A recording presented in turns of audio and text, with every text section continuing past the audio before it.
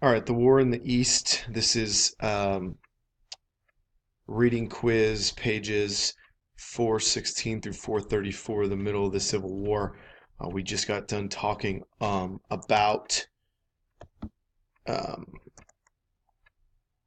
the Battle of New Orleans, fall of Memphis, on to Vicksburg.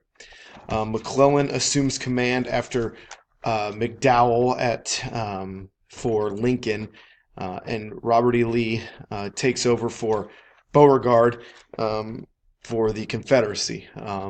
Luckily for Jefferson Davis, this is the last kind of change he's going to have to make in leadership. Robert E. Lee will command the forces all the way through. McClellan is a weak-minded general. He is afraid for his men to die. Um, as a general, you know you have to put your men in harm's way, but you hope you've prepared them and given them the right tools necessary to be successful. However, Lee attacks McClellan's forces twice and is repulsed both times, but casualties number in the tens of thousands. And this is when the war really hits home in the East about, holy crap, this is going to be bad.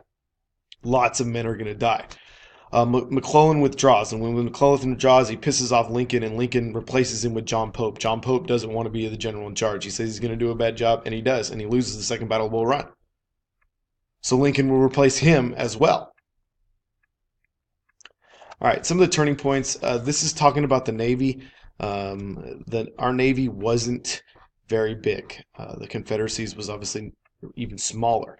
Our blockade for the southern coast and the seaports and river towns destroyed the South's ability to carry on the war. We talked about that already. But as our army grows bigger, the blockade becomes more and more effective, and it really just grinds the South to a halt, them not being able to have anything. Southerners believed recognition by foreign governments would legitimize their cause, and they figured cotton would be an important diplomatic bargaining tool. And so they go to France and Great Britain and ask them, legitimize us, recognize us. But they can't do that.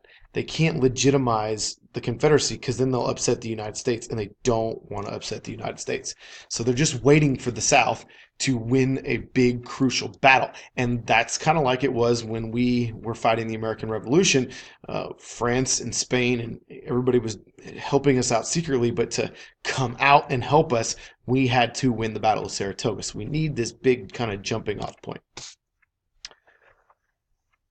Lee realizes that the war is, excuse me, that a war of attrition or a long, drawn-out war will not work for the South. They don't have enough men, they don't have enough supplies, they don't have enough anything.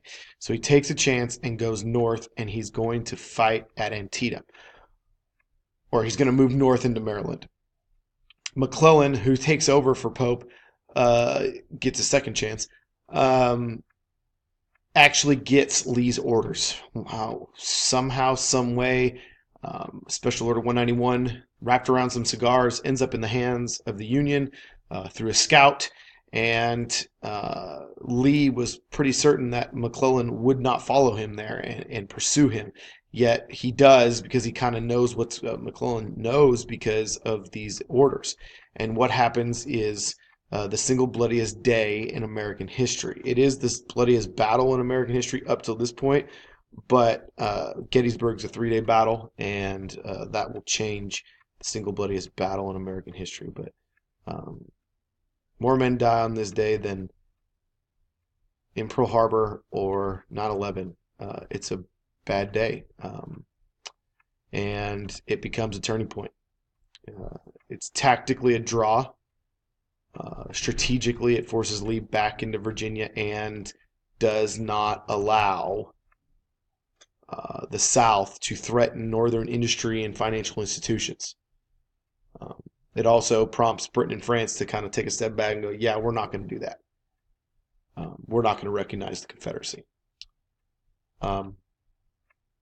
Lincoln also announces the abolition of slavery with the Emancipation Proclamation. Now, this just gives them kind of a boost because they won. But pressure had been building on Lincoln for quite some time to emancipate the slaves. It's not a majority decision. Most of the people in America are not for this. in the Union are not for this, especially the Irish immigrants. They feel freeing the slaves would appeal to the British. The American government does. But going back to the Irish see the African Americans trade as competition, so they do not want the slaves to be freed. But the Emancipation Proclamation, written in September of 1862, which went into effect January 1st, 1863, was interesting, and it was worded very carefully. It stated that all slaves would be freed January 1st, 1863, in states that were in rebellion to the United States. All right, so let's look at this a little bit closer. Number one, it gave some Confederate states an opportunity to get back in the Union. If they get back into the Union before January 1st, 1863, they can keep their slaves. Okay. Number two, none of them did. And besides the point, the Confederacy doesn't listen to what the Union says. They don't feel like they're a part of the Union. So it doesn't really free any slaves in the South. Number three, Missouri, Kentucky, Maryland, and Delaware all are in the Union. They all have slaves. But the proclamation states in rebellion to the United States. So this doesn't affect those states. So those slaves in those 4 states stay slaves. So the emancipation really doesn't do a whole lot. What it does do is it gets word to Southern slaves that we are trying to help you, and they flee the South as quickly as they can. And they run away to Union camps because under the Confiscation Act says that the Union Army can confiscate land or property and emancipate slaves if they so choose to. So I mean, and they do. And as soon as a runaway slave gets to the Union Army, they're emancipated. It brings on the next point where roughly 200,000 African Americans fight for the United States during the Civil War, and of those 200,000, 80% of them were from the South. So they're fleeing the South, getting out of there, and then turning right around and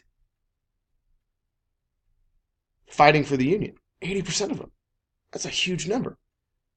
So that's the big thing with emancipation. Not any of those other things. It really didn't free the slaves. It gave some of the Southern slaves courage to flee the South, run away, and make it to a Union Army.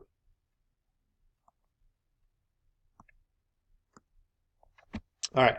Burnside replaces McClellan. He's known for his big old sideburns. He loses at the Battle of Fredericksburg. So Hooker then replaces Burnside, and he's defeated at Chancellorsville. And this leads Lee to move north again. All right, guys. There's so many battles in the Civil War.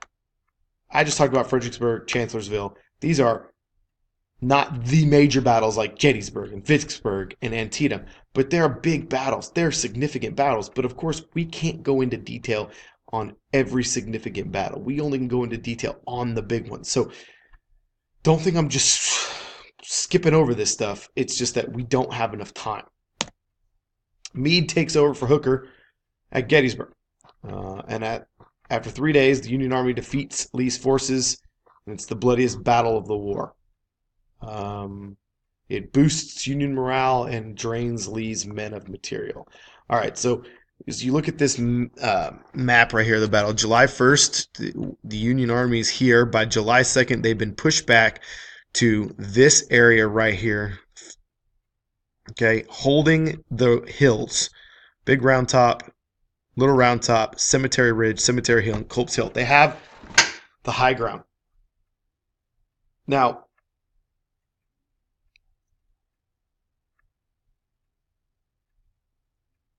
the problem for the South is they don't know how many men the Union has up on Cemetery Ridge on the hill. Now, Lee is trying to work out a strategy where he can outflank coming around and trying to get this area right here. Okay, the Union has already given up the city there, and so the South, the Confederacy, is trying to hit them here to outflank them. Well, what happens is what's called Pickett's charge. Okay, Pickett's over here chilling in a peach orchard, not taking any fire at all. In front of him lies a fence and then a wheat field. And he decides, without telling Lee, that he's going to charge and take out the Union. And with him doing this, he has an idea that he will be, the guy. Everybody will know him. Well, so he sends his men out of the peach orchard over the fence, which is a super big mistake because immediately he's bombarded from the Union Army on Cemetery Ridge. They had all of their artillery and everything aimed right at that wheat field where there was no cover. He gets obliterated. He retreats. We follow the retreating Pickett and are able to outflank the Confederacy, and the Confederacy loses. Okay, 2 times the Confederacy tries to go into the north. 2 times they fail. Antietam, first turning point. Second turning point, Gettysburg. Okay. All right. So now that was July 1st, 2nd, and 3rd. Now let's jump back. Okay, Anaconda Plan. You have Grant moving down the Mississippi. You have Farragut coming up the Mississippi. And so Grant needs to link up with Farragut south of Vicksburg. But every time he tries to get past Vicksburg on the Mississippi, it's impossible because Vicksburg has all of their ammunition and artillery aimed at that one focal point. So over time, finally, he is able to get his supplies due to divine intervention with fog, and he's able to get his supplies south of Vicksburg, loop around, fight at Jackson, Mississippi, go in to Vicksburg and surround the city and siege it. Okay, so Gettysburg, July 1st, 2nd, and 3rd of 1863. Vicksburg falls July 4th of 1863. So within 2 days, you have a turning point, kicking Lee out of the south. So kicking Lee out of the north, morale's low. Then Vicksburg falls, morale goes even lower because now the Anaconda Plan has been put into action. The Mississippi River is completely the Union's. And now we can start constricting on the South. It also eliminates Louisiana, Arkansas, and Texas from fighting in this war or fighting major battles there. All right. The last little bit, Lincoln used his executive authority to silence opposition. He suspends the writ of habeas corpus, the right to a quick and speedy trial. So he basically can throw Confederates or Democrats who go against him in jail. And some of those dissenting Democrats are known as copperheads, like snakes in the grass. They are not playing along and playing fair.